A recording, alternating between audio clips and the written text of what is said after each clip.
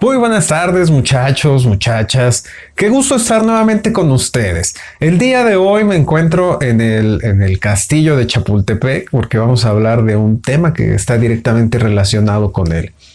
Nos vamos a poner muy monárquicos porque vamos a hablar acerca de la instauración del Segundo Imperio en México, el cual va a estar gobernado por un monarca extranjero proveniente de Austria, me refiero a Maximiliano de Habsburgo. Después de la derrota contra los Estados Unidos, además de perder el territorio que fue gigantesco, los mexicanos van a atravesar un proceso de reconstrucción política en donde se van a conformar dos partidos. A inicios del año de 1849, un brillante personaje de la historia mexicana llamado Lucas Alamán obligó a los liberales a constituirse como partido político al formar él al Partido Conservador, el cual definitivamente recopilaba todos los ideales de estos caballeros. De hecho, Rick Sánchez, por favor, ¿nos puedes mostrar de manera gráfica el pensamiento de los conservadores, por favor?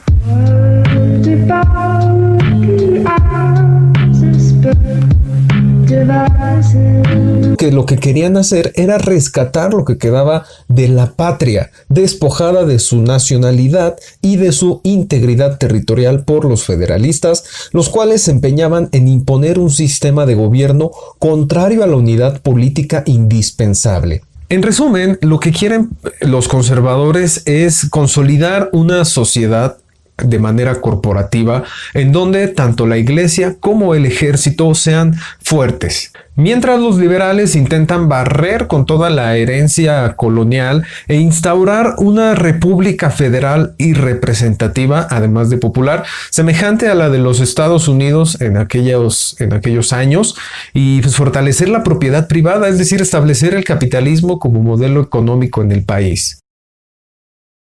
Iniciando la década de 1850 va a llegar al poder un señor de nombre Mariano Arista, el cual fue electo para el periodo de 1851 a 1854. Sin embargo, el 5 de enero de 1853, Mariano Arista renuncia al cargo ya que era imposible gobernar. Se fraguó así la dictadura de Antonio López de Santana, quien había estado en el exilio desde que, como recordarán, casi al finalizar la guerra, cuando ya estaba perdida, se fue a Colombia. Pues bueno, hasta allá le llegaron las invitaciones de Miguel Lerdo de Tejada y también de Lucas Alamán para volver a gobernar, mientras Miguel Lerdo de Tejada le proponía la instauración de una república federalista.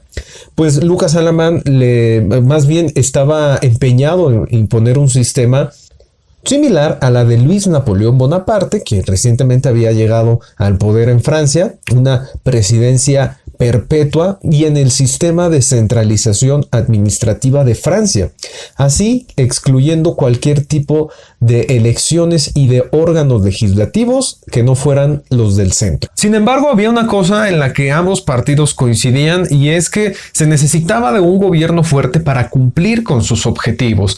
Es así como encontramos que van a coincidir en un punto, y bueno, déjenme explicarles con una imagen qué fue lo que propusieron los dos partidos. No nada más el conservador, no nada más el liberal, sino ambos partidos. Giuseppe, por favor, preséntanos la imagen a continuación.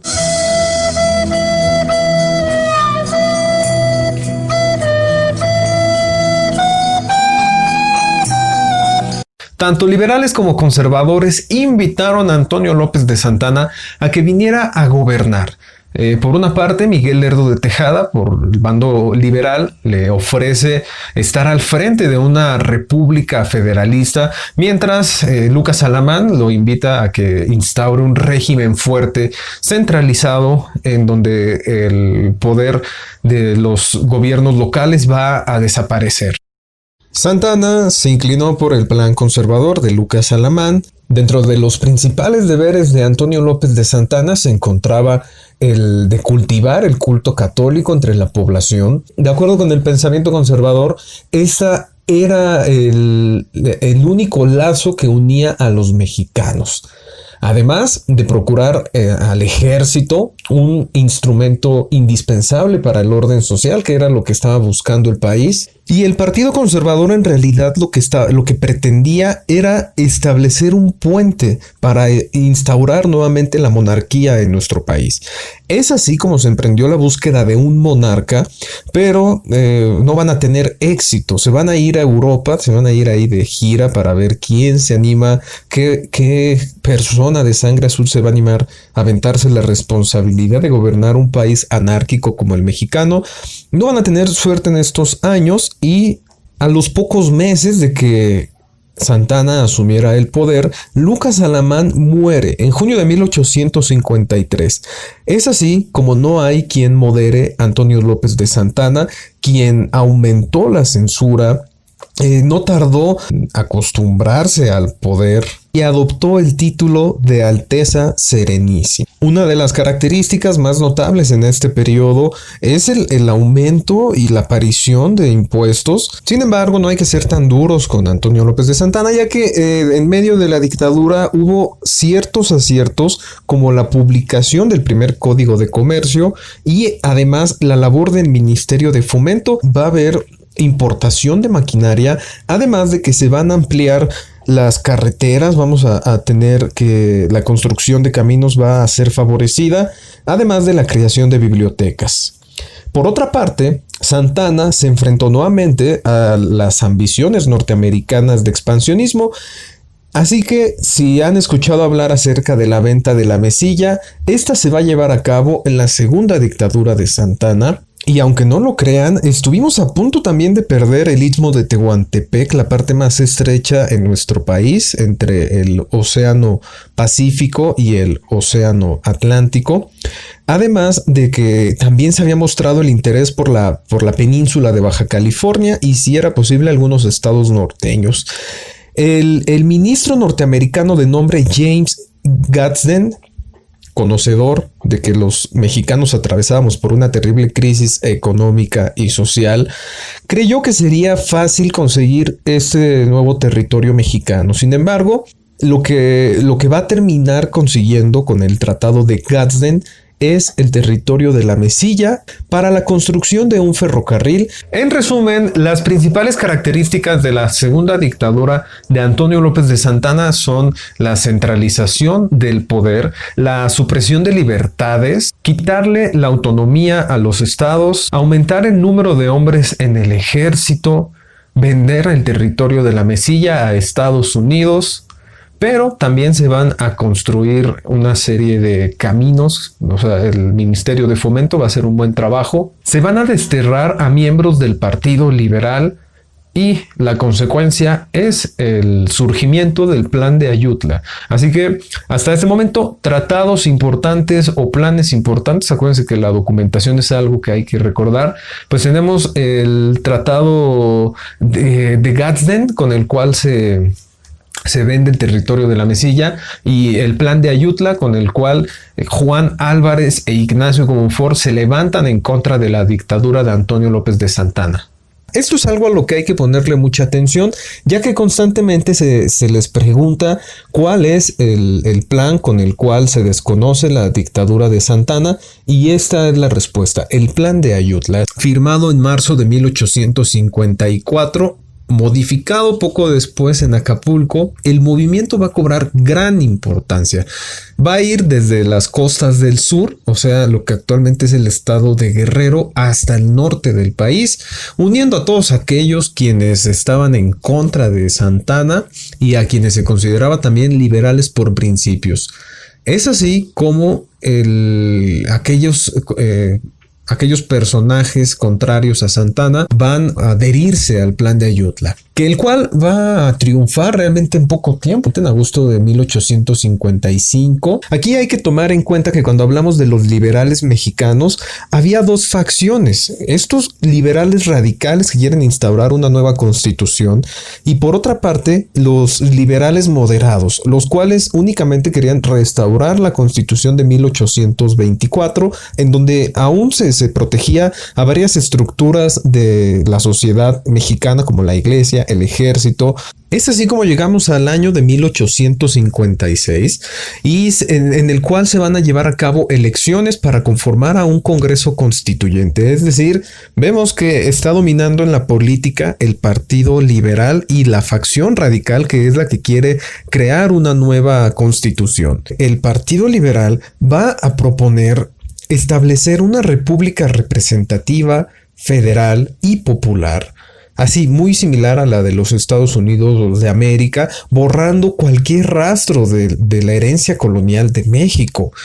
Está proponiendo también eliminar las corporaciones y los fueros, desamortizar los bienes del clero, las propiedades comunales y así convertir a México en un país de pequeños propietarios, es decir, instaurar en México un régimen económico capitalista.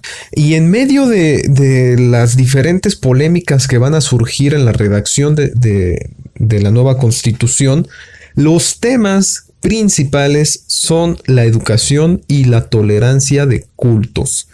Por una parte, los liberales proponían el control de la educación para moldear a los ciudadanos del futuro. Recordarán que cuando hablamos de la Ilustración, yo les decía que se consideraba a la educación como el pilar fundamental para el progreso de de la sociedad en general. Pues es lo que están proponiendo los liberales.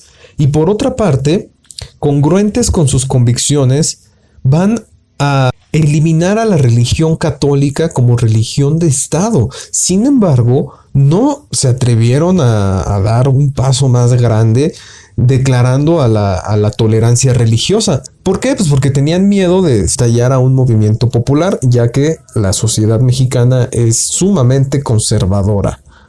Y aquí se viene lo bueno, los primeros antecedentes de la guerra de reforma. Ignacio Comonfort, que es militar, va a salir a combatir en Puebla un movimiento a favor de la religión y de los fueros, tanto eclesiásticos como militares. Cuando Comonfort derrota a este levantamiento en Puebla, va a imponerles un castigo durísimo, es decir, promulgar 2 leyes reformistas. Por un lado, la ley Lerdo, de la cual hablaremos un poquito más adelante, que en pocas palabras desamortiza las fincas rústicas y urbanas, y la ley Iglesias, que prohíbe el cobro de obvenciones parroquiales a los pobres. Los decretos van a provocar que el arzobispo de México los considere un ataque a la iglesia. Es de esta manera como el 5 de febrero de 1857 es una fecha importantísima en la historia de nosotros, en la historia mexicana, ya que se promulga la Constitución, llamada la Constitución del 57, que establece nuevamente a la República Federal, conformada por 24 estados y el territorio de Baja California. Además, pues deja en claro la división de poderes entre ejecutivo, legislativo y judicial. Las garantías individuales están consideradas dentro de esta constitución, como la libertad de la educación y de trabajo, la libertad de expresión, la libertad de petición, de asociación, de tránsito, de propiedad.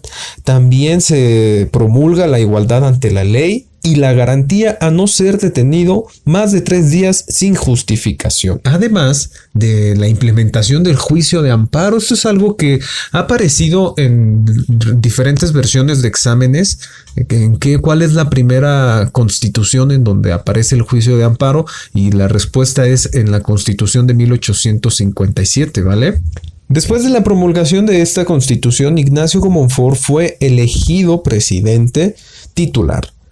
Pese a lo progresiva que parece esta constitución, va a dejar descontentos a diferentes sectores sociales, a los conservadores en primer lugar, pero por otra parte va a ser insuficiente para los puros.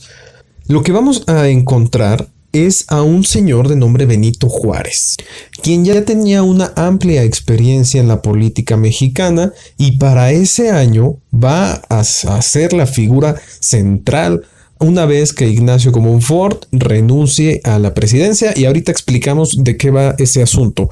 En este contexto, un general de nombre Félix Zuloaga se pronunció en diciembre de 1857 para exigir un nuevo Congreso Constituyente. Además, el mismo presidente Comonfort tenía dudas sobre si realmente sería viable gobernar con una constitución tan liberal en medio de una sociedad mexicana tan conservadora.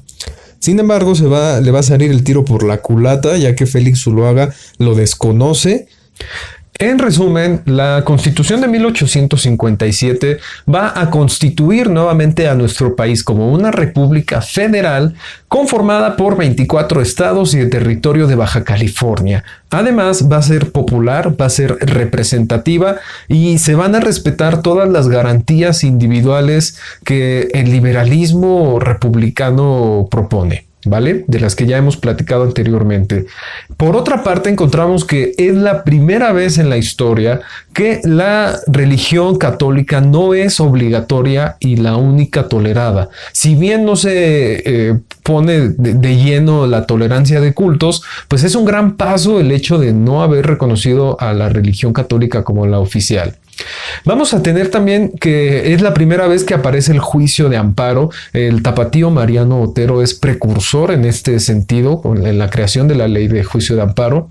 El poder se va a dividir entre ejecutivo, legislativo y judicial, en donde el segundo va a tener predominancia sobre los otros dos. No va a haber totalmente un equilibrio de poder, ya que vamos a ver que únicamente existe una cámara, la Cámara de Diputados, no hay Cámara de Senadores. Y con ello el poder ejecutivo pierde el derecho del veto. Hoy en día se goza el poder del veto por parte del ejecutivo. Simplemente podían hacer sugerencias en caso de que una ley no les gustara. Y el resultado, una de las consecuencias de la Constitución del 57 es el Plan de Tacubaya. Entonces, regresamos, documentos importantes en este proceso, además de la Constitución del 57, que es un documento histórico, encontramos el Plan de Tacubaya. Con el Plan de Tacubaya, Comonfort renunció a la presidencia, desconoció la Constitución de 1857 y encarceló a quien por ley debía asumir el poder ejecutivo, que en este caso era el presidente de la Suprema Corte de Justicia, que era ocupada por Benito Juárez. A partir de este momento, estamos en el año de 1857, Juárez va a llegar al poder y no lo van a poder mover de ahí. Nadie, únicamente la muerte va a quitar a Benito Juárez del poder. Pero eso es algo que veremos poco a poco. Al darse cuenta del error que había cometido, Comonfort liberó finalmente a Benito Juárez y él se fue al exilio. Me lo imagino así como todo arrepentido con la cola entre las patas, como diría el Chavo del Ocho. Mientras tanto, Juárez asumió la presidencia y tuvo que abandonar la capital, que quedó en manos del señor Félix Zuloaga. Al inicio de la Guerra de Reforma o la Guerra de 3 años, que es del acontecimiento que estamos hablando justo en este momento, pues vamos a tener que todo parecía indicar que serían los conservadores quienes se llevarían la victoria. Porque básicamente tenían el apoyo de la iglesia, que era fundamental por el dinero. Tenemos también un gran apoyo popular por la sociedad tradicional mexicana. Contaban con el apoyo del ejército, que no estaba dispuesto a perder los privilegios que gozaban. Y además tenían el apoyo de los estados de México, de Puebla, de San Luis Potosí, de Chihuahua, de Durango, Tabasco, Tlaxcala, Chiapas, Sonora, Oaxaca, Veracruz y Yucatán. Además, Félix Zuloaga era el que controlaba la capital. Por lo tanto, obtuvo el reconocimiento de representantes extranjeros. El control de la capital es sumamente importante en medio de estos conflictos bélicos. Mientras el gobierno de Benito Juárez contaba con el apoyo de los gobernadores de Guerrero, Jalisco, Guanajuato, Querétaro, Michoacán, Nuevo León y Coahuila. Además de Tamaulipas, Colima y Veracruz. Posteriormente se trasladó a Veracruz. Un punto clave para esta lucha liberal, ya que el puerto le proporcionaba recursos económicos al tener el control de la aduana. Como el ejército apoyaba al Partido Conservador, la mayor parte de las fuerzas liberales fueron fueron constituidas por la misma población, procedentes de diferentes guardias nacionales movilizadas para la defensa del territorio desde la guerra contra los Estados Unidos. Sin embargo, pues básicamente era un ejército improvisado, el ejército de los liberales. Mientras tanto, entre el bando conservador, vamos a encontrar a un destacado militar de nombre Miguel Miramón, el cual va a ser muy importante no solo en esta guerra, sino que también ya había sido notable al ser un niño héroe, ya que estuvo como cadete cuando fue el ataque, la batalla de Chapultepec contra el ejército norteamericano. Y además Miguel Miramón va a participar más adelante en el imperio de Maximiliano como militar. Pues bueno, en este momento el general Miramón sustituye al general Félix Zuloaga en la presidencia. Y es él, el presidente más joven de nuestra historia, quien se encarga de centrar sus ataques en Veracruz. Es por ello que para atacar a Veracruz necesita embarcaciones. Se va a endeudar con los españoles para adquirir 2 buques. Mientras tanto, Benito Juárez, un hombre del cual se decía que era más peligroso con una constitución en la mano que con un arma, yo creo que tenía muy mala puntería, pues se aprovechó de que Estados Unidos le había retirado el reconocimiento internacional a los conservadores, porque estos se negaron a venderle más territorio. Ya ven que los estadounidenses y su hambre expansionista querían territorio mexicano, y pues bueno, lo que hizo fue acusar de piratería a las embarcaciones de Miguel Miramón, y con ello, con los Estados Unidos, van a detener a estos buques que había comprado Miramón. Juárez se dedicó a promulgar una serie de leyes que van a ser durísimas en contra de la iglesia y del ejército. Veamos. Algo que tampoco deben olvidar para presentar el examen son las principales leyes de reforma que se van a dar durante este periodo, desde la promulgación de la Constitución hasta el término de la guerra, en donde 3 son las más sobresalientes, que son la Ley Juárez, la Ley Lerdo y la Ley Iglesias. ¿De acuerdo? La Ley Juárez es aquella que suprime los tribunales especiales, tanto eclesiásticos como militar. Recordarán que una de las causas por las cuales el país se independiza en 1821 es porque la iglesia y el ejército no querían perder estos fueros con la Constitución de Cádiz de 1812. Por otra parte, vamos a tener a la Ley Lerdo, la cual es en materia económica y es conocida también como la Ley de Desamortización de bienes de corporaciones campesinas y religiosas. Lo que hay que tener en mente cuando hablamos de la Ley Lerdo y de esta ley de desamortización es que trata de crear pequeños propietarios, trata de fraccionar aquellas tierras comunales, o sea, que no le pertenecen a individuos, sino a corporaciones, ya sean campesinas o de la iglesia. Es decir, no sé, esas tierras le pertenecen al pueblo de San Juan de Aragón. Entonces se intenta acabar con esto, fraccionándolas y poniéndolas a la venta para que así pueda fluir la economía. Por último, vamos a tener a la ley del registro civil. También es importantísima en materia política, ya que si antes únicamente la iglesia era la que tenía la capacidad de emitir documentación oficial, es decir, es como si en nuestros tiempos quisieras ir a tramitar tu acta de nacimiento y te mandaran a, no sé, a la capilla, ¿no? O sea, no tiene lógica. Así que a partir de la ley del registro civil, el nacimiento, el matrimonio y las actas de defunción van a ser emitidas por el Estado. Esto va a marcar una clara separación entre Estado e Iglesia, que es una de las cosas más recordadas por el liberalismo de esta generación, ¿no? De Benito Juárez y compañía. Sin embargo, estas leyes van a quedar en el papel y no se van a poder aplicar hasta que triunfe realmente el Partido Liberal. Por ello, vamos a encontrar a los 2 bandos comprometiéndose con acuerdos extranjeros.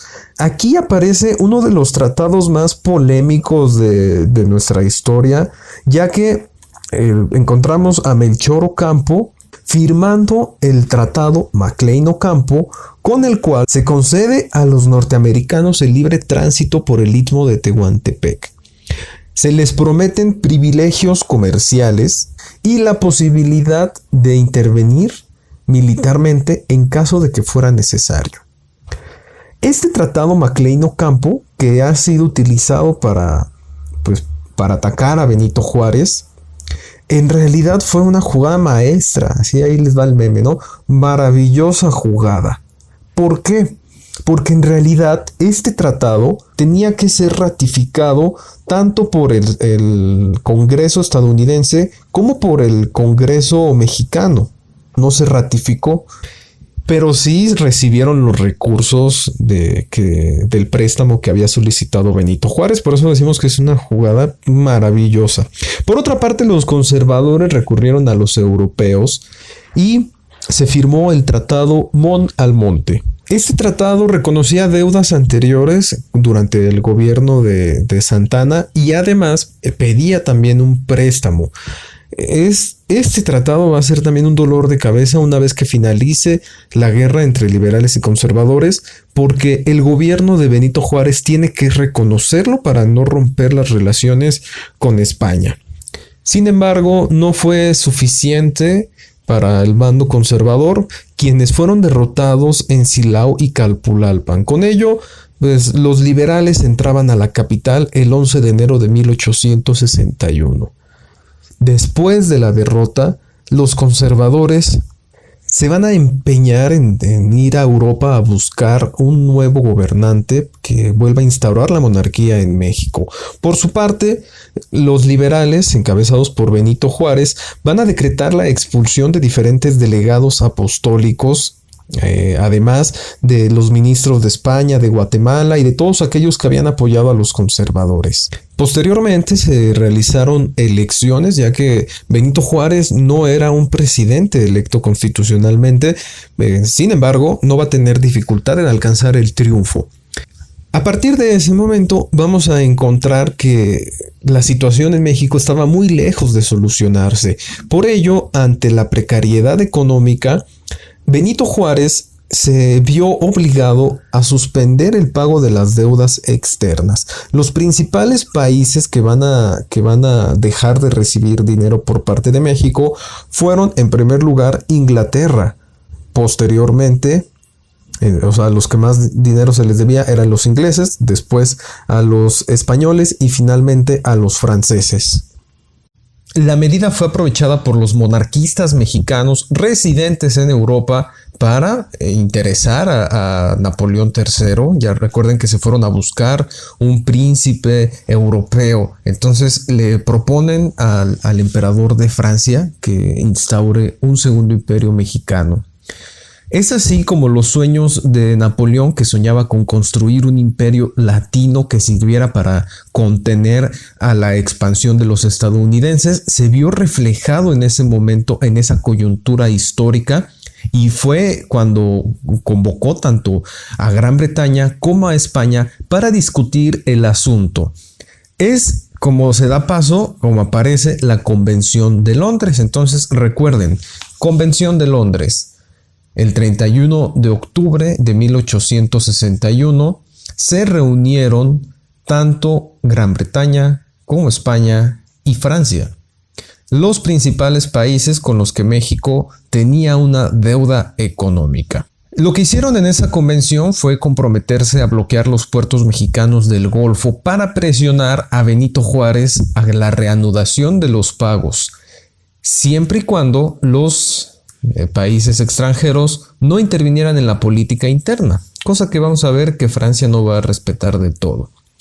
La flota española fue la que llegó primero a Veracruz en diciembre del mismo año de 1861. Después vamos a tener al ministro Manuel Doblado, enviado por Benito Juárez a recibir tanto a los españoles como a los franceses e ingleses que llegaron al mes siguiente, en enero de 1862. Manuel Doblado los invitó a pasar al país para evitarse las fiebres tropicales.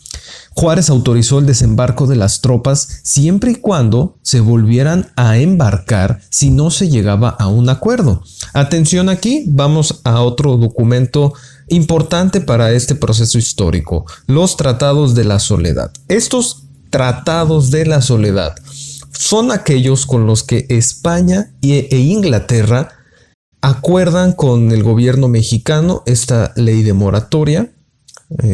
Se van a retirar sin ningún problema, pero los franceses no aceptan estos Tratados de la Soledad y es así como da inicio el proceso que conocemos como Segunda Intervención Francesa.